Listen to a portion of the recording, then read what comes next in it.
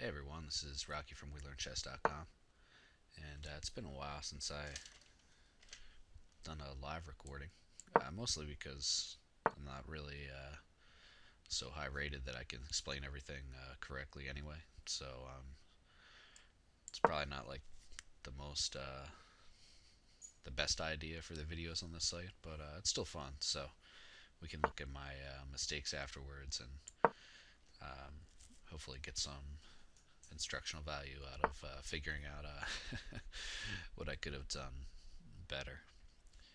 Okay, so definitely not an expert on all these Nimzo lines. I think this might be a Rubinstein. Chess Explained has his book coming out soon. I don't know. I don't think it came out yet on the Nimzo, but that'll be interesting. I'll probably want to take a look at that. Yeah, okay, so I could just castle here, and then one of the things that this e3 pawn does that I've noticed in my own experience is that it's slower for him to play this bishop pin, so I don't necessarily have to worry so much about that pin, at least right for now. Other thing I've noticed about this kind of line is that they just don't want to play a3, so they just develop, and then they eventually move this c3 knight at some point, and they end up with basically nothing on this diagonal, and then they try to either trap the bishop or whatever. So one thing that I could do is play rook e8 and play for a quick e5, and then if he does play a3, I can drop the bishop back to f8. So I'm gonna go for that. I can kind of understand why they play this way. I mean, they get some quick development. He also might go for f pawn pushes, which makes sense because he can put his knight on e2 and try to get like a huge center going. So maybe d6, e5, just trying to interrupt that a little bit at least. Another idea that might be interesting is if I can get that in, is that this light square diagonal will be open and I might even be able to play a quick knight here. Okay, so if he plays the knight here, at least the f pawn pushes are not on right now. I could try to take this and double his pawns anyway, but then that kind of defeats the purpose of my rook move. So um, another idea is that if I take this and I play like b6 and put my bishop on this long diagonal, sometimes I can get in like knight e4 and play f5. Um, but I'm gonna try to stay consistent with my initial idea, which is to play this way. I just covered up that diagonal. That was really stupid.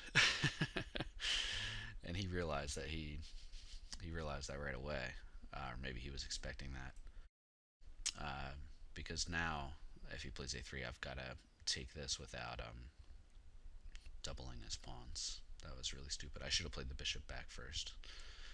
Okay, well, I made my bed, so got a lie, and I screwed that up.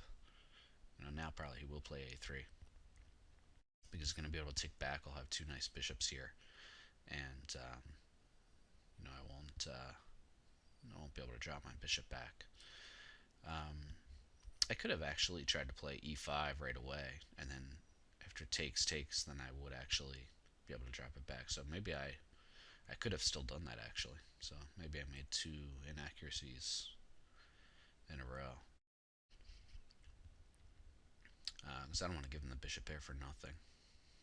Okay, well, I'm going to try this now here. And I'm going to take back with the pawn if he takes. He doesn't have to take this, and maybe he shouldn't. Maybe he should play 3 and, make me give up this bishop for the knight for really no compensation. So yeah, these are all kind of interesting opening questions that I'm trying to learn the answers to. And if you play these openings, I guess you probably are too, like move order and yeah. So I can't obviously drop this back. If I drop this back, I mean, I might be able to save it somehow, but it would be here. I get this fork in, so which I actually didn't even think about myself, to be honest. I mean, I usually see that I'm draining that fork, so I guess he did have to address that. So I do get compensation. I think it's really funny that he took with the pawn here. But maybe he was so concerned about this center that I guess that's why he did that. He was expecting me to take, and then he took back. But that happens. You get so blind to one idea. Like you're so focused on one idea. I'm sorry, you get blind to other ideas. I just played a game actually. It was the other night where I was gonna make a video out of that where I was talking about just being blind to the different ideas. Okay, well, I don't think there's anything better than taking that right there. Okay, now I am a little behind in development, and he does have the two bishops and a huge center, so I could play just standard knight maneuver over. I have to be careful. I can't play b6 yet. Um, but I would like to get this bishop on this diagonal, and I'm going to get a tempo, so I think it's worth spending a tempo, although he might have this standard plan of playing for mate here, and I might have to open up my dark squares. Actually, I can play this knight maneuver over. So if he does something where he moves the queen over, I'll actually get a tempo that this way, a discovery from the bishop, and because he might have the idea of trying to push this pawn down and bump this knight, and it's actually not mate since I don't have my rook here on f8, but I certainly wouldn't want to allow the queen to come to h7 with a check. Yeah. Okay, well, that's actually a smart plan, so just trying to close this up. But now the pawn's at least temporarily pinned. He's got 3 pieces on it, I've got 3 pieces on it. I could play queen e2. I'm not really thinking about winning that pawn. Okay, so now he just gave me a really juicy square for my knight, and I'm going to fork his pawn here. So if he wants to protect the pawn, and I'm guessing he probably will, he's going to have to go either to e2. Well, he's got to go to e2, actually. But then also I have bishop a6, so the bishop's not doing anything anymore on b7. It provokes this pawn advantage, which is kind of double-edged. It gives him a lot more central space, which is certainly more comfortable for white. But he did end up with this standard double pawn. I don't know if I'll be able to win it, because after queen e2, bishop here, maybe bishop to b3, I don't think I can get another piece on it fast enough before he's going to bump this knight.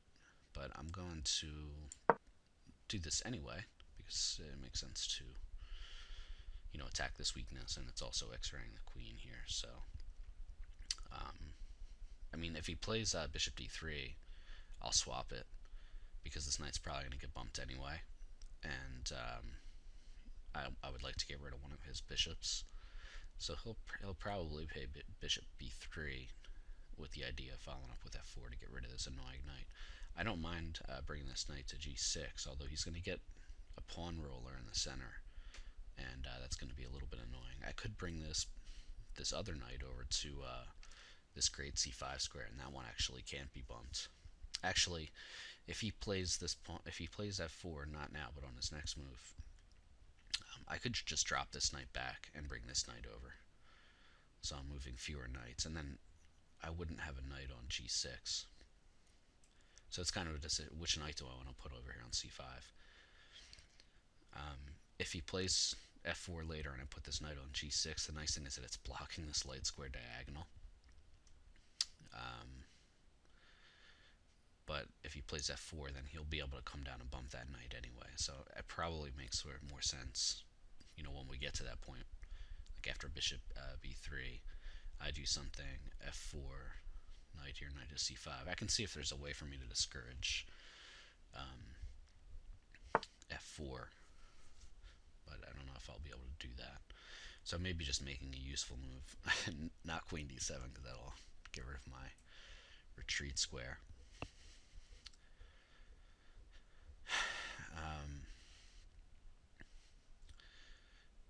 And queen d7 is a bad move, I think, for a couple reasons, aside from taking away the retreat square. I mean, he could push this pawn down and then try to get this bishop to skewer my pieces, and also it's not like my queen can come up anywhere here to do this, so to put more pressure on. I mean, I could play for c6 at some point, and if he takes it, then I would be able to get maybe a rook onto this pawn. I could maybe, in advance of that idea, in case of any pawn pushes, I could try to get a rook on the c file now so that I'm quicker to double there later. I could just play queen e7 with the idea of trying to hold against this pawn roller for a little bit longer. I could play h6 just to stop any potential pins.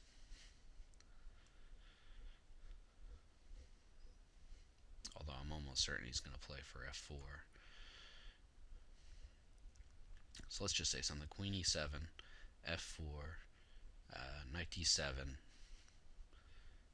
Can he play e5 right away? Takes.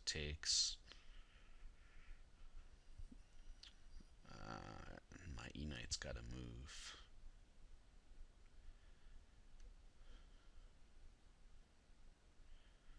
It's definitely tricky. I mean, it's got some compensation for this piece actually, which is kind of funny.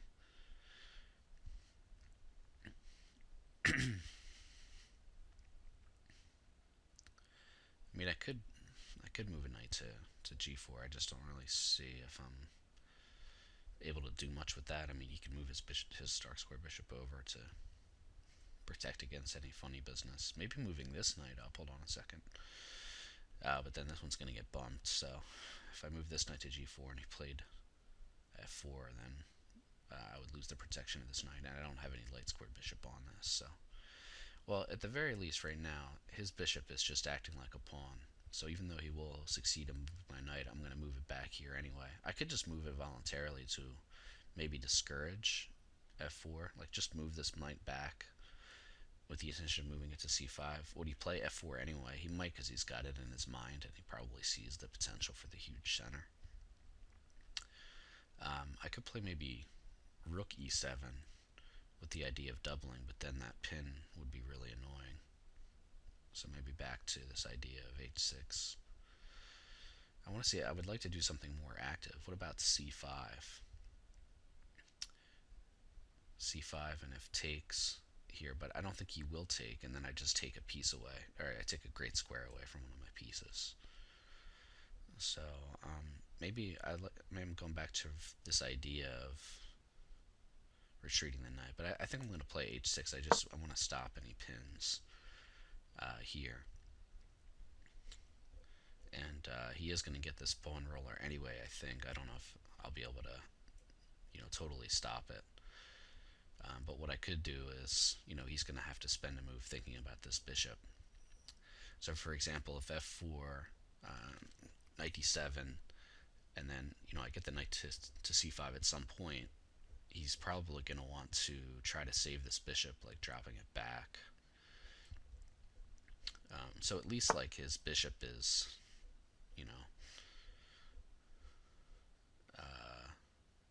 it's acting more like a pawn.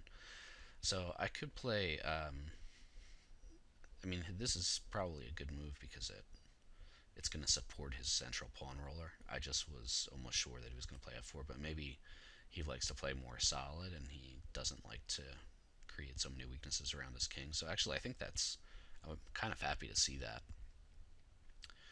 Now, if I drop the knight back and he plays for e5 right away, maybe takes. If I get the knight to c5, I guess he could always take it. But then my rook on the b file is going to be nice. So maybe it's good I didn't move that rook away. And I have a feeling that you might want to do that. So maybe I should go back and go over to c5 anyway. But the cool thing is I could get a tempo first on this bishop. So knight g6, and even if he played e5, I take this because I get a tempo on the queen. So that's kind of an interesting idea. And this knight also keeps an eye against the pawn roller, so having it on g6 might help. So I think actually he made my decision a little bit easier on which knight, because now I get a tempo, and now I can move this knight over. And this is the knight that would get hit with the e5 move when it comes. So now when I put the knight on d7, now I've got a lot of pieces on e5, so it's going to slow his idea down. also like that I didn't play queen e7 right away, because now it's my rook that's opposing his queen. I mean, if he lets me take his bishop, I'll probably take it, because the knight on g6 not going to be doing a whole lot. Like, if I'm sure he'll just drop his bishop back to g3, but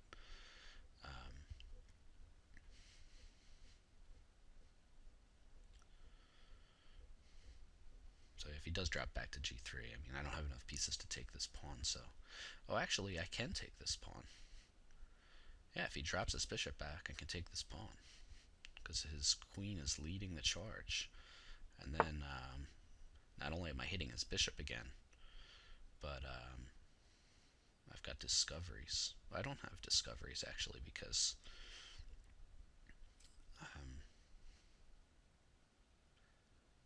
I do have discoveries, because I can drop the knight back. Okay, even if we have an even exchange of queen and rook here, like if I take on e4, he doesn't move his queen, let's say, some maybe non-specific rook move or something like that, and I take his bishop. He takes with check, takes, he takes my queen with check, rook takes, and then he retakes the knight. He's got damaged pawn structure in a couple places. I got one of his bishops off the board, and I've got the e-file, and my bishop is doing more than his bishop, which he'll be able to fix, but not right away. The other thing is I could take this and I could trap the knight back, and then I am threatening this rook, but after he moves his queen and I take, then he'll have the e-file. So I like better this idea. And yeah, I mean, now he's got a guard that he might go like queen e4, because it keeps some pressure on this knight, guards this pawn, stays on this pawn, but he's still in the x-ray, which is kind of nice. And now I could move, instead of taking this bishop, I could even move this knight to c5, because it'll be a great piece.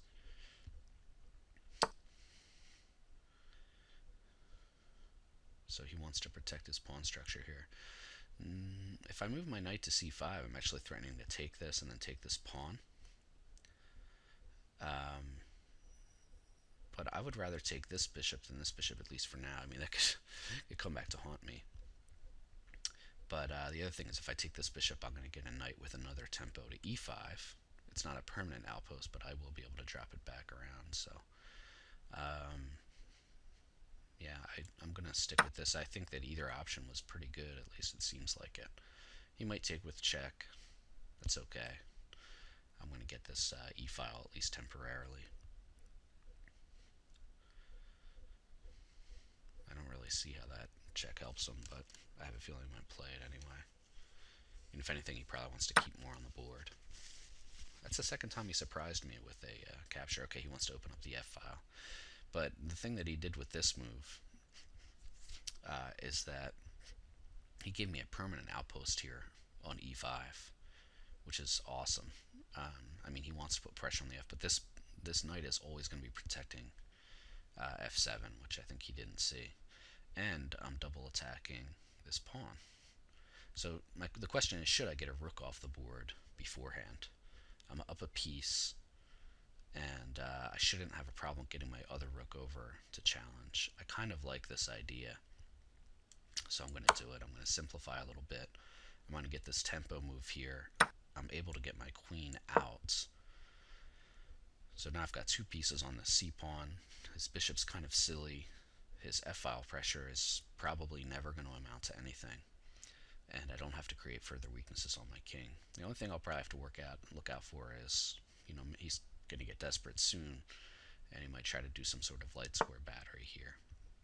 Here I could even consider, here I can fork him, so I'll probably do that.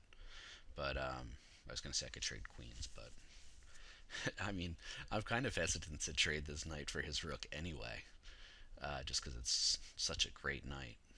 So, should I take this exchange? Let's see, knight d3, queen somewhere, to take back this rook. Maybe just queen f1, takes, queen here, maybe queen e8 to oppose his queen, so I'll move his queen. And then I could, if he allows it, play my queen up to a square that attacks this pawn. I mean, it's really hard to not take the exchange, but I really, really like this knight. But then again, if I have a great knight, what's it there for? Maybe aside from at some point winning an exchange. I like that it holds this f pawn, but if I get his rook off the board, then he's, and he's probably not going to be able to use this diagonal for a very long time. So, jeez. This is a case where I probably might want to keep this knight. Well, what else could I do here if I don't want to take this exchange? I could also play queen here. Takes. I've still got this permanent knight, but it leaves him with a rook, and maybe he can do something. I'm going to take it reluctantly. He doesn't have any shots here, right? Hold on a second.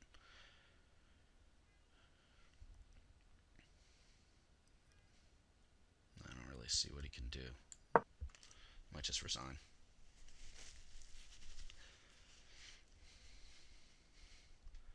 He's got his chat off. Chat blocked. So I will not say good game to him because he does not allow it. Alright. So, yeah, I got kind of a nice game here. It'd be interesting to see the analysis and see, yeah, in the opening, I'm pretty sure I was mixing two different ideas and it seemed inaccurate to me. So I'll put this recording on pause and I will either load it into Stockfish or I'll let the computer analysis come back from chess.com and we can check out that opening. And if you have an opening book on the Nimzo from the black side, or maybe the white side if you're interested in that, then we can take a look. So let's I'm going to put this video on pause. I'm going to put in the computer analysis, and then when it comes back, I'll resume play. All right, everyone, I'm back here. I've got some background noise now, so I actually did the analysis part yesterday when I played this game, but I made some mistakes when I was doing the analysis, and it took me like 20 minutes to go through it. It was all disorganized, so I'm just re-recording the analysis part. But now it's the next day, and I've got things going on in the background here, so apologize for any noise. But yeah, we can just quickly take a look at this and see a little bit of what happens here in this game. Okay, so as I mentioned in the little pop-up that you probably saw earlier in the video, this is called just the normal variation. I just used chess.com's book opening explorer to get the name. I mean, it doesn't matter that much, but sometimes it's helpful to know the names. Okay, so this is called the bishop attack for what it's worth. And here was my first inaccuracy. So I actually had 0 blunders and 0 mistakes in this game, which is pretty cool.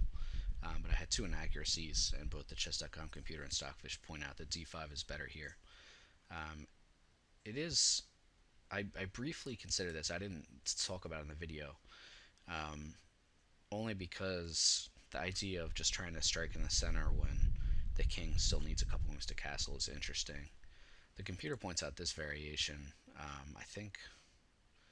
I can't remember if the computer was saying here. Just, yeah, okay. Leaving the f-pawn open.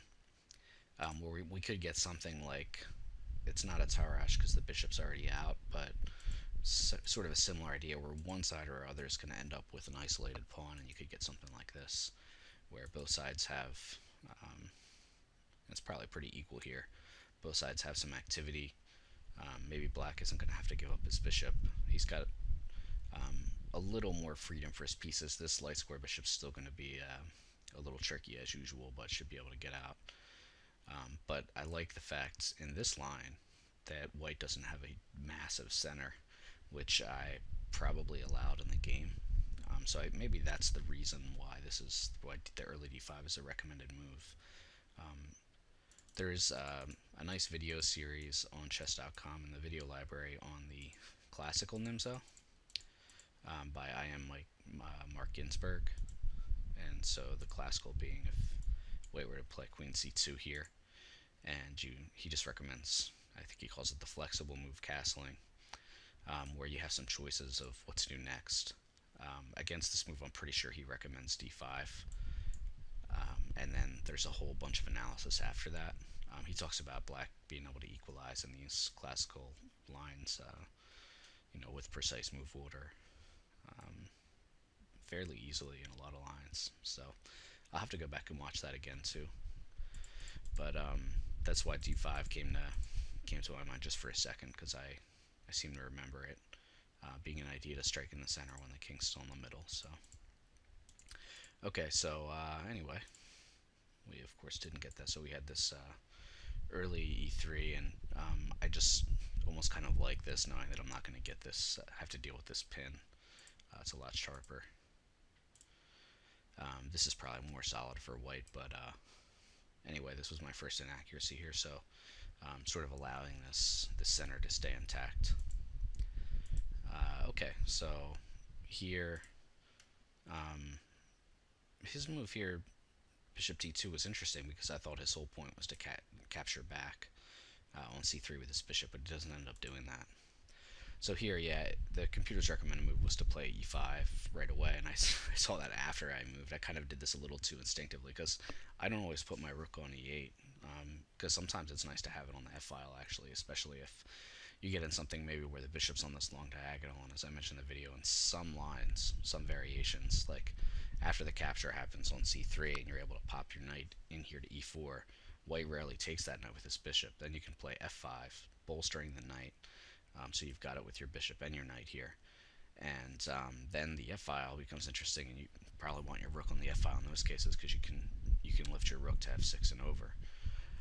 So sometimes I'm hesitant to swing my rook over right away. So maybe having the queen on e7 instead of the rook on e8 makes sense in some lines. Also, having the knight on d6 supports the e5 push, so you don't need really both pieces to do that. So this was a little too slow on my part. I should have taken advantage of the time that white is giving me to do something more useful. So the computer didn't call that an inaccuracy, but it probably was to some extent. So okay, I finally go for this, and yeah, here he just blundered, and we both missed it in the game, and I'm surprised I missed it too, because the e5 push in these positions with the knight on f3 does come with a threat. So when you still have this bishop on this knight, so it's something that he had to address, and he didn't. So the game was pretty much almost over here, but he did have a chance for this central pawn roller, which he didn't go for. And this was the computer approved move too here. So this kind of variation, and let's see, where was a spot here where I wanted to look. This move is common d5. It gains some central space for white, but I just love that it gives me these squares for these knights, which turned out to be really helpful in this game. So just pressuring the weak pawn here. Maybe I could have actually went there immediately, but maybe it was good to go to b7 first to sort of provoke this move. I don't know if I don't think I thought about it that way in the game, to be honest. But now that I look at it, maybe that was it's good for future reference to provoke that and then move over to a6. Having the pawn on b6 too is nice, because it really slows down any chance for him to liquidate the pawn, especially now that it's pins, of course. But okay, so this kind of forced some passive play by him. But I was wondering here about some different things. I was looking at h6, which I eventually played. I was looking at dropping one of the knights back to d7, which the computer also likes, and then moving it to c5. Just once you get rid of this light square bishop, it's going to be hard to hold this pawn, especially because I can replace, whatever knight takes the bishop with another knight over to e5. But I did play h6 here, and here I was wondering about f4, and I didn't see that there's a reason that white shouldn't play, and that's that it kind of weakens e4 here. And so if I remember right, I think it was just to drop one of the knights back, or the attack knight, obviously. And I can't go into all the details of why the computer recommends queen f3 here, but I guess maybe unpinning and trying to add some more support to this pawn and taking the queen away from the eye of the rook. Those all seem like valid reasons to me. But now just going after this pawn, I've got 3 pieces on it here, and one of his pieces protecting the pawn's the queen, so he's not really going to be able to take it back. So The bishop's also under attack. If he tries to stay on this pawn here, then you can just take the pawn. So a little more logical is to protect this pawn, but then the other pawn's hanging. So either way, he's going to start to lose material. And once you start to break up the center a little bit, although it's not quite broken up yet, it becomes harder for white to make something out of it, and especially given he's down the material. So he does still have the two bishops pointing at the king side. So I thought, his chances were to try to, organize some sort of attack, not try to hold on to a pawn. I mean, holding on to a pawn, you're already down a piece, is, I don't know, it's probably not going to cut it. So instead of even doing this earlier, maybe he could have just given up the pawn and just tried to organize some kind of pawn roller, plus, support a pawn roller before he did it. So the f4 wouldn't have worked there, but maybe if he had supported his center a little bit, got the pawn roller going, and then used the bishops to point at the king side and lift a rook over. Try to do something where you're attacking, because trying to hold on to a pawn isn't gonna cut it when you're down a piece. Okay, so f4 didn't work. I didn't see that in the game, but that was just the computer's point there. So what did he play? Oh, that's right, he played the bishop over. Okay, so it's kind of a similar idea, just trying to get rid of this pesky knight. And I got a tempo here on the bishop in the game. The computer likes a lot of this, a lot of these moves here. I can just grab that. That's safe. And here, this was interesting. There are actually a few moves here. I didn't see the one that the computer likes best, which is this funny move, knight d2, just forking here, queen and bishop. So my sort of mental struggle, I guess, in this point was like, which bishop do I want to win? I don't know if I mentioned it that way. I think maybe I did mention that in the video. Because I saw that I could get my knight to c5. I just was thinking that it might allow him the flexibility of dropping the bishop back, and then maybe I wouldn't get either one. And I also liked that if I took this dark square bishop, he was left with this passive light square bishop. I mean, it doesn't always have to be passive, though. Maybe that's the computer's rationale for grabbing this one, because it could come back to c2 at some point and help organize an attack, whereas maybe this bishop's going to be hard to do something here, kind of blunted on this diagonal. So maybe getting rid of the light square bishop made sense. Plus, once you get rid of the light square bishop, then it's going to be easier to attack c4, so that's probably another reason for trying to go after this bishop rather than the dark square bishop. So that's kind of some interesting points there for future reference. So I didn't I didn't see that. Also, just the immediate knight c5 is interesting, but it's less forcing than knight d2.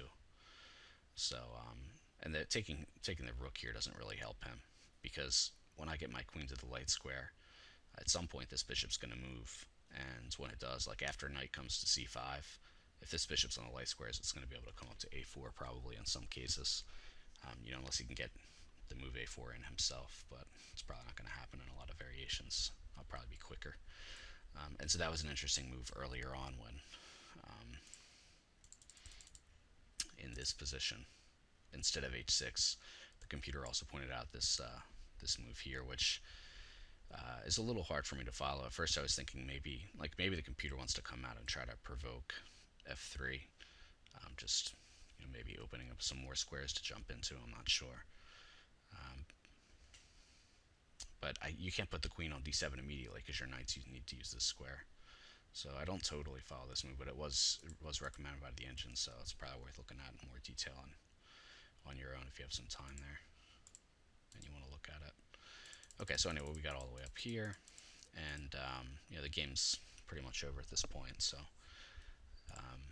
we could just take a look here. I don't remember if the computer called this an outright mistake, but I just immediately saw it gives me this internal knight, so I just simplified a little bit and took this. And I mean, here there's not enough pieces on the board for white to organize counterplay at this point, and one of his pieces is totally passive. So even if he hadn't given up the fork here, it's just hard to imagine what he would be able to accomplish. I mean, I'm eternally attacking this pawn.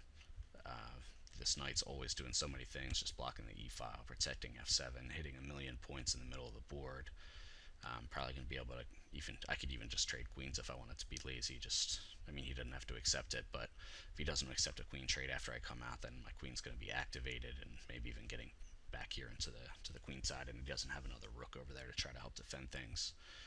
Eventually my rook will come into a more active post. Right now it's my only probably my piece that's not really doing much. I mean, the queen's going to come out quickly, so so he resigned here, which is understandable. I mean, the game was over a while ago, but I think it was still worth looking at just because, well, at least for me, there were questions that I had, and in the opening now, I will have to be more careful about my move order. So if you play the Nimzo for black, and you like to go for this early e5 break, then just trying to be a little more precise about it than I was here, hopefully. And of course, if you're playing the white side, just always be wary that you probably have to play bishop c2 or something in some of these lines, just moving your piece back so that you're not getting forked. Obviously that's kind of a rookie mistake, I guess. Maybe he's new to the lines. So, okay, well, anyway, I hope you enjoyed that game, and see you around next time.